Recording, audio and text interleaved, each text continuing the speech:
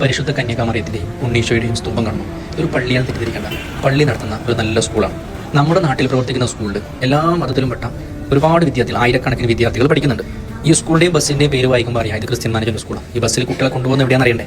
വെള്ളിയാഴ്ച ദിവസം ജുമാ നമസ്കാരത്തിന് സ്കൂളിൻ്റെ ബസ്സിൽ മുസ്ലിങ്ങളായിട്ടുള്ള കുട്ടികളെ പള്ളിയിലേക്ക് കൊണ്ടുപോകുന്ന മനോഹരമായ കാഴ്ചയാണ് നിങ്ങൾ കാണുന്നത്.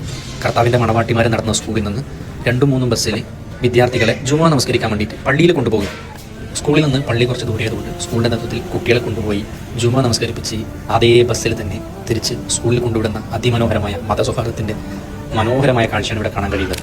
പള്ളുരുത്തി സെന്റ് റീത്ത സ്കൂളിലെ കന്യാസ്ത്രീ വേഷമണിഞ്ഞ ആ സ്കൂളിലെ പ്രിൻസിപ്പളും അവിടുത്തെ മാനേജ്മെന്റും ഒരു മുസ്ലിം വിദ്യാർത്ഥിനി അവളുടെ വിശ്വാസപ്രകാരം ഹിജാബ് ധരിച്ചതിന്റെ പേരിൽ ആ പെൺകുട്ടിയോട് കാണിച്ച ആ ഒരു അനീതി ചർച്ച ചെയ്യപ്പെടുന്ന ഈ ഒരു സമയത്ത് നമ്മളെല്ലാവരും കണ്ണു തുറന്ന് കാണേണ്ട മനോഹരമായ കാഴ്ചയാണ്. ഇതും ഒരു ക്രിസ്ത്യൻ മാനേജ്മെന്റ് സ്കൂളാണ്. ആ പള്ളുരുത്തി സെന്റ് റീത്ത സ്കൂളിലെ കന്യാസ്ത്രീ വേഷമണിഞ്ഞ അതേ കന്യാസ്ത്രീകൾ പഠിപ്പിക്കുന്ന ഒരു സ്കൂളാണ്. പക്ഷെ ഇവിടെ ആ സ്കൂളിനെ പോലെ ഒരു അസഹിഷ്ണുതയില്ല.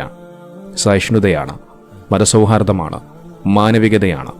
അത് തന്നെയാണ് ഇവിടെ നമുക്ക് കാണാൻ കഴിയുന്നത്. ഇതാണ് യഥാർത്ഥ കർത്താവിന്റെ മണവാട്ടിമാർ എന്ന് പറയുന്നത്. ഇതാണ് യഥാർത്ഥ മാലാഖമാർ എന്ന് പറയുന്നത്. അല്ലാതെ തട്ടം കണ്ടു കഴിഞ്ഞാൽ, ഹിജാബ് കണ്ടു കഴിഞ്ഞാൽ അത് ഞങ്ങളിൽ വല്ലാതെ അലോസരപ്പെടുത്തുന്നു, ഭീതി ഉണ്ടാക്കുന്നു എന്ന് പറയുന്ന സ്കൂള് പോലെയല്ല. എല്ലാ വിദ്യാർത്ഥികളെയും അവരുടെ മതവിശ്വാസങ്ങളെ അനുസരിച്ചുകൊണ്ട് അതിനെ ചേർത്ത് പിടിക്കുന്ന സുന്ദരമായ സ്കൂള്.